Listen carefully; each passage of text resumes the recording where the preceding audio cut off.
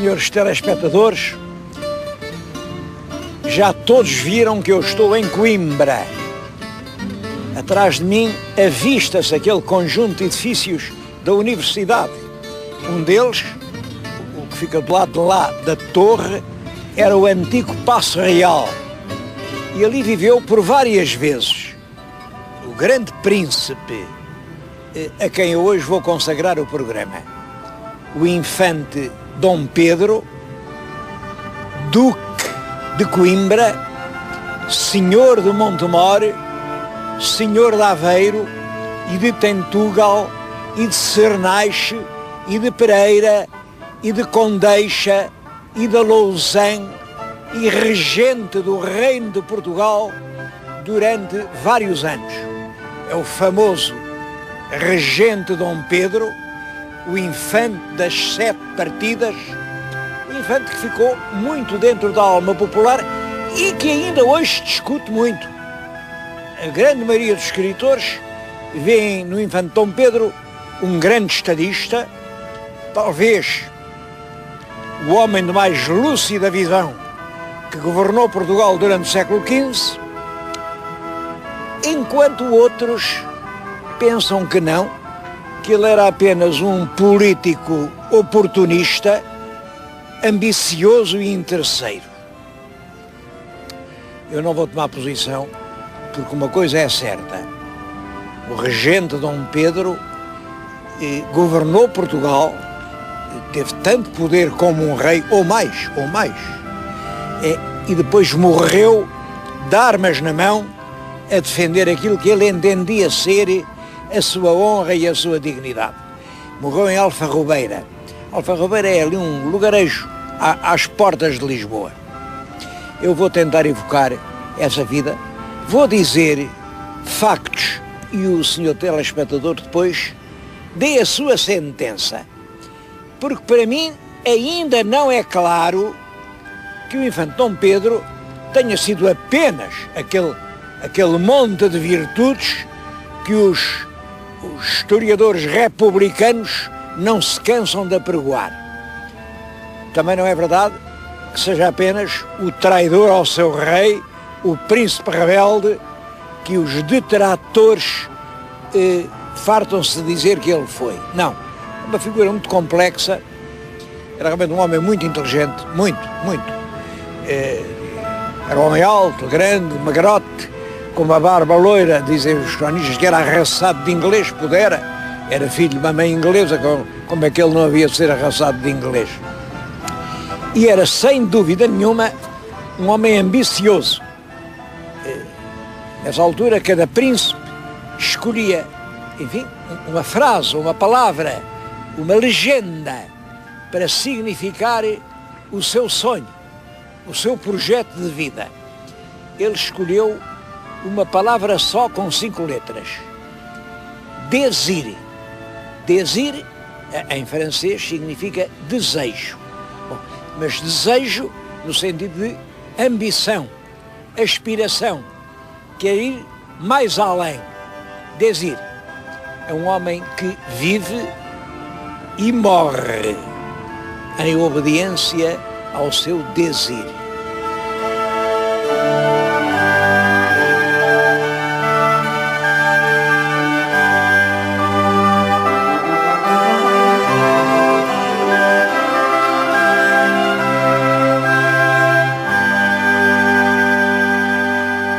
O infante Dom Pedro era escritor, era um homem que se dava muito às letras, deixou-nos escrito um livro que é a Virtuosa Benfeitoria.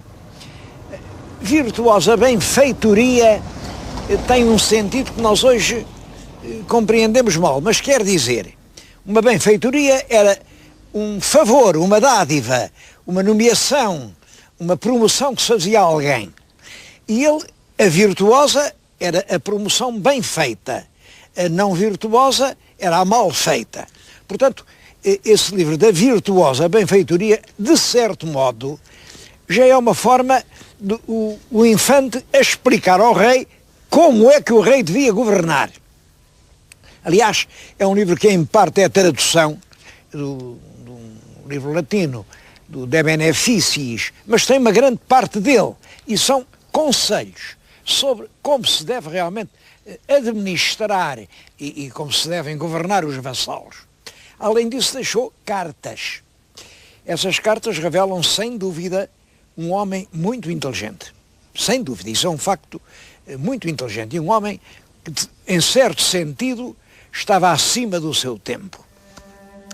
Bom, da vida dele o que sabemos é que ele é feito Duque de Coimbra depois de Ceuta, portanto depois de 1415.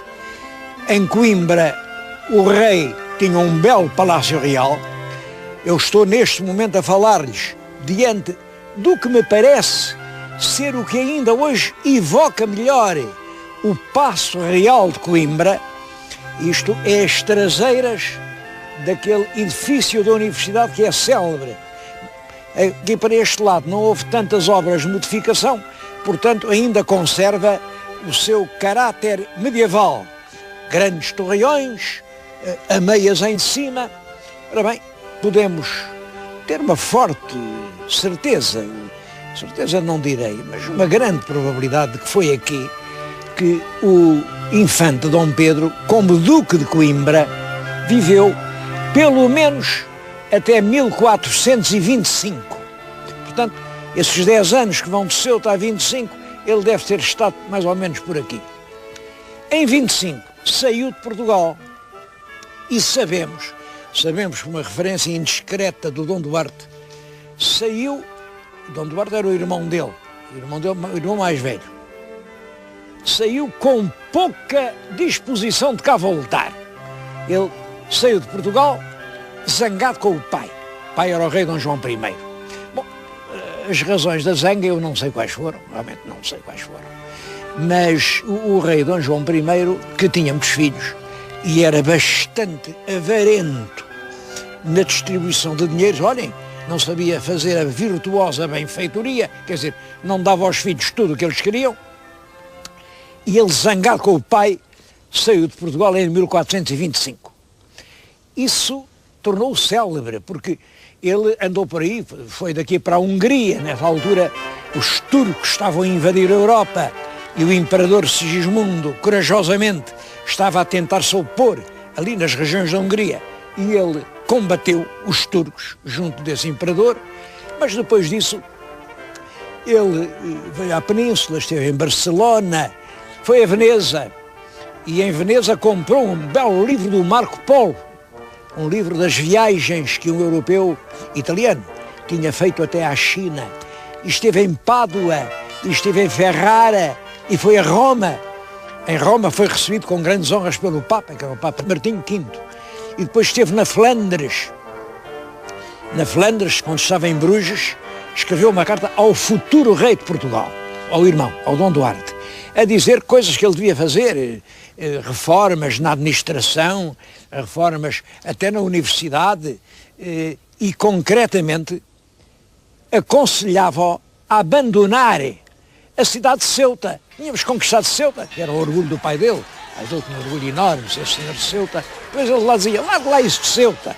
Ceuta é apenas um grande sumidouro de gente, armas e dinheiro.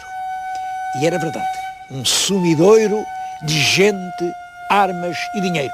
O Dom João I mantinha aquilo, era a sua grande glória, o rei de Portugal, da Canha da Limar, mas ele, o filho lá de Bruges, me dava a dizer, aqui toda a gente faz troça, porque é claro, em Bruges, ainda hoje quem lá vai percebe isso, os habitantes da Flandres só pensam no bom negócio. E é claro que Ceuta para Portugal não era um bom negócio, era um mau negócio. Portanto, lá faziam troça do rei que fazia maus negócios. Bom, depois de Bruges, ele ainda vai à Inglaterra, e está em Inglaterra. De Inglaterra volta por Castela, é recebido também muito bem pelo rei de Castela, e finalmente volta a Portugal. Há um historiador português, e um homem também muito inteligente, já vindo do nosso século passado, pelo menos, que é o Dr. Veiga Simões, que diz que o infante partiu daqui um homem medieval e quando voltou era um homem moderno.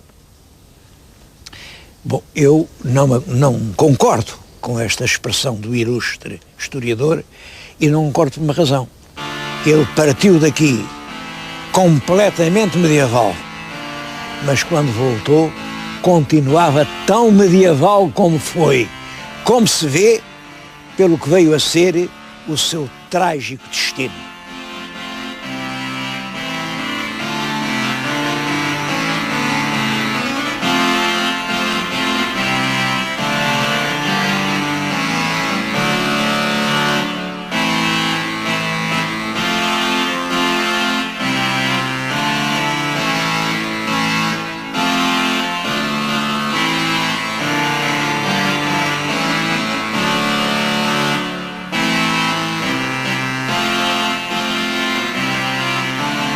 Depois de regressar das suas viagens, portanto, em 1428, Dom Pedro não figura na corte. Ele aparece pouco na corte ou nada.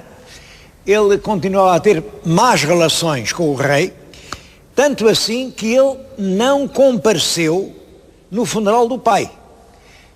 Mandaram-lhe dizer a Coimbra, o rei estava a morrer, vieram todos os irmãos, mas ele sai de Coimbra, vai até Leiria, mas instala-se no Palácio de Leiria, naquela bela sala que nós conhecemos.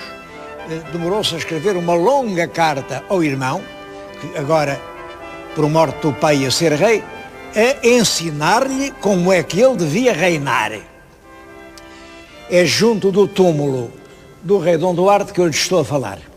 O túmulo está hoje nas capelas imperfeitas da Batalha. Bom, imperfeito hoje quer dizer mal acabado. E o sentido da expressão é apenas imperfeitas porque não foram completadas. Era uma construção gigantesca e é perfeitíssima. Este pórtico das capelas imperfeitas talvez seja a maior maravilha da arquitetura portuguesa do século XV, mas não houve dinheiro, enfim, vêm os pilares, estão interrompidos, não houve tempo para acabar. É por isso que chamam imperfeitas. Mas Dom Duarte sucede no trono, realmente, deu-se sempre bem ao irmão, ao Dom Pedro, mas apenas reinou 5 anos. Começa em 1433 e vai até 38. Em 38 morreu. Parece que de peste, havia uma onda de peste em Portugal. Também há quem diga que morreu de tristeza pelo que se tinha passado em Tanger. Seja como foi, morreu. Morreu, mas deixou um testamento. Testamento a dizer, bom, se eu morrer, como o meu filho, o herdeiro do trono, tem só 6 anos, era Dom Afonso V, tem só 6 anos, é menor, tem que haver uma regência.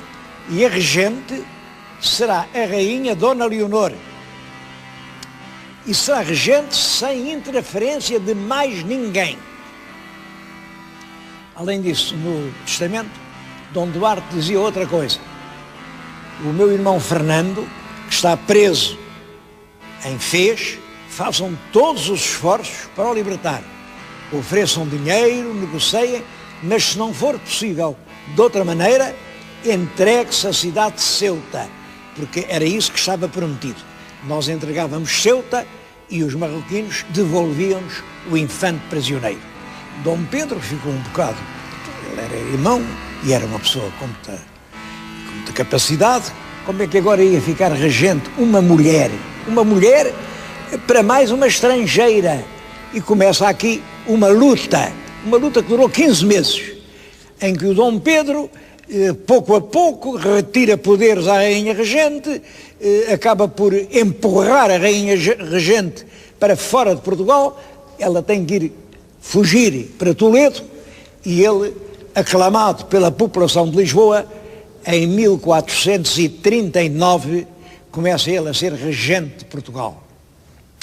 Bom, era de esperar que uma das primeiras coisas que fizesse foi salvar o irmão que estava preso em Fez, entregando Ceuta, pois ele dizia que Ceuta era apenas um sumidouro de gente, armas e dinheiro, mas não entregou Ceuta, não salvou o irmão, que morreu em 1443, morreu porque não aguentou os sofrimentos. Esta regência devia durar só até o jovem rei, que tinha 6 anos, atingir a idade de 14 anos. Portanto, devia durar 8 anos de regência. Bom, mas quando o rei fez os 14 anos, ele entregou-lhe o poder, mas a criança disse não, continua a ajudar, e ele continuou a ser o regente. Até que quando o reizinho faz 16, já influências de outros fidalgos, porque, é claro, havia uma grande parte da nobreza que não estava a favor de Dom Pedro. Sobretudo, o Duque de Bragança, que era irmão de Dom Pedro, chefia o partido contra o regente e aconselham o jovem rei. E agora o rei é o senhor, agora o rei é quem deve reinar. Manda embora o regente já não manda nada. E realmente, em 1448, Dom Afonso V começa o seu reinado pessoal e o regente volta para os seus passos de Coimbra. Anda por ali, mas é claro que, entretanto, começa a vaga das calúnias. Os inimigos começam a acusá-lo de ter administrado mal os dinheiros públicos, de ter protegido só a família. Olhem, o próprio reizinho pequenino, ele casou com uma filha dele. E pior, acusam-no de ter mandado envenenar em Toledo a pobre rainha Dona Leonor, que lá estava refugiada. Os cronistas falam nisto, dizem que não. É certo que ela, em 1445, portanto, um ano antes do filho atingir a tal idade para reinar, no ano anterior, deram-lhe veneno e ela morreu. Isso é certo. Agora, quem é que lhe mandou dar o veneno? Até se sabe o nome da mulher que lhe deu. Quem é que lhe o mandou dar? Claro, os inimigos do Dom Pedro diziam, foi o Dom Pedro. Mas os amigos diziam, não foi o Dom Pedro. São questões lá da política castelhana, porque ela tinha uns irmãos que eram os infantes de Aragão e havia medo que ela, estando em Toledo, lhes pudesse, enfim, facilitar a vida e, portanto, foram os políticos castelhanos quem a matou. A verdade nunca se saberá. É certo que essa acusação foi feita e é certo que era uma das culpas mais graves que assacavam ao antigo regente.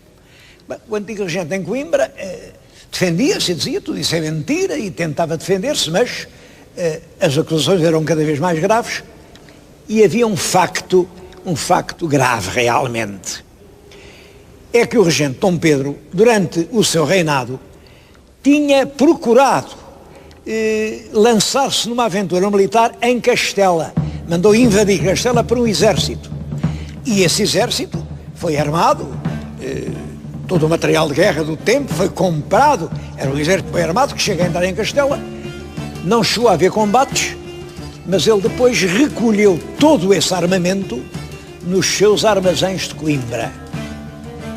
Bom, e o rei disse, as armas não são suas, são do Estado, entrega essas armas que lá tem.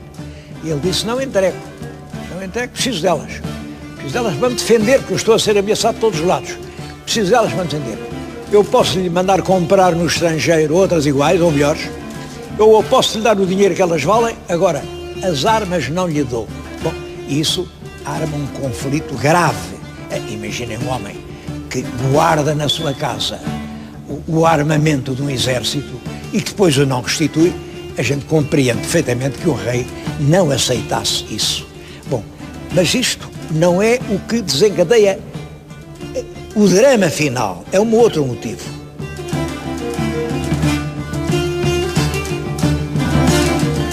O rei estava em Santarém com a corte e perante esta atitude do ex-regente mandou pedir ao Duque de Bragança,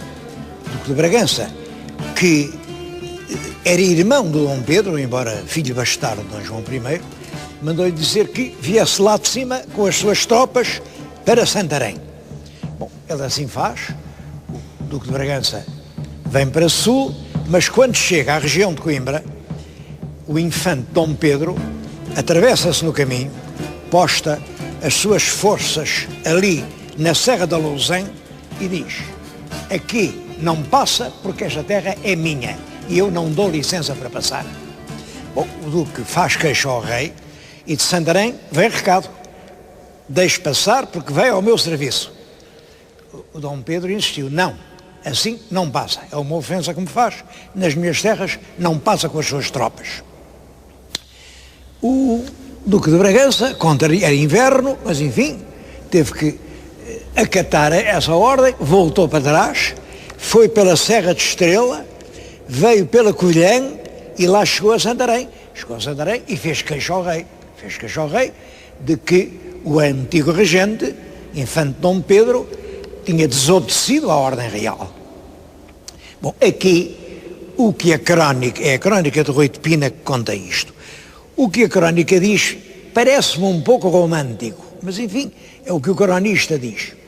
Diz que o rei reuniu o Conselho Real para julgar essa rebeldia do tio e o Conselho disse: quem não obedece ao rei tem que ser ou morto, ou preso, ou exilado. Quer dizer, tem que escolher entre a morte, a prisão ou o exílio.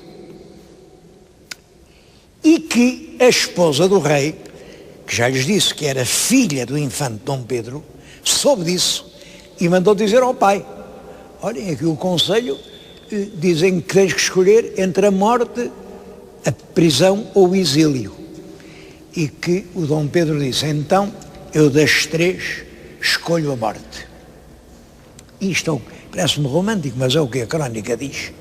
É certo que ele manda juntar todas as suas tropas, cerca de 1000 homens de cavalaria, cerca de 5000 homens de infantaria e artilharia, canhões, e antes de sair vai visitar a Sé, vai a Santa Cruz de Coimbra orar, vai também ao mosteiro de Santa Clara, daí põe a coluna em movimento, vem acampar na Ega. A Ega é uma comenda, ainda hoje lá está a comenda. Da Ega vem aqui à batalha e esteve mais ou menos no sítio onde eu estou, esteve de joelhos diante do que ele sabia que seria o seu túmulo. É este que estão a ver. Este túmulo já aqui estava, disposto pelo pai para quando ele morresse. Ele esteve aqui a rezar. E daqui vai para Rio Maior. Rio Maior é já perto de Santarém e esteve com as suas tropas em ordem de batalha durante 3 dias em Rio Maior, à espera que as tropas reais lhe fossem dar combate. Mas não foram. Ele então sai de Rio Maior, vai por Alcoentre, de Alcoentre vem à Castanheira, da Castanheira passa em Alverca e naquela noite, já durante isto, gastaram-se quase 15 dias, dispõe o acampamento para esses milhares de homens, junto de uma ribeira, a ribeira de Alfarrobeira, que fica muito perto de Alverca. No dia seguinte, com aquela marcha, chegaria ao Lumiar e no outro dia estaria com certeza no coração de Lisboa. É nessa altura que o exército real o cerca. Dizem que o rei deu ordem para não haver batalha. Mandou só arautos com trombetas a dizer àquela gente que aquilo era rebeldia, que se rendessem. Bom, a verdade é que 2 exércitos furiosos, cada um a considerar-se injuriado pelo outro, primeiro começaram a tirar pedradas, depois das pedradas foram setas. Aí o infante Dom Pedro dá ordem para as suas peças de artilharia dispararem sobre o acampamento real. E uma pedra atirada por um canhão vai cair mesmo junto da tenda onde estava o rei. Bom, isso é considerado uma espécie de tentativa de regicídio e então toda aquela gente furiosamente cai sobre o acampamento do infante Dom Pedro e o infante Dom Pedro é atravessado por uma seta que lhe leva ao coração e depois de um rápido combate são presos, aprisionados ou fogem os partidários do infante. O cadáver ficou ali abandonado. Só no dia seguinte é que consentiram, puseram numa escada de pedreiros e levaram o corpo para a igreja para a igreja da Alverca e só muito mais tarde, a pedido, por exigência da irmã, que era duquesa da Borgonha, é que lá consentiram em o trazer aqui para o túmulo que o pai lhe tinha destinado e no qual ele rezou poucos dias antes da sua morte. Esta é a história do infante Dom Pedro. Foi um homem de talento, sem dúvida, um excelente regente de Portugal, sem dúvida nenhuma. Era também um homem ansioso de poder e teve a morte que ele próprio procurou.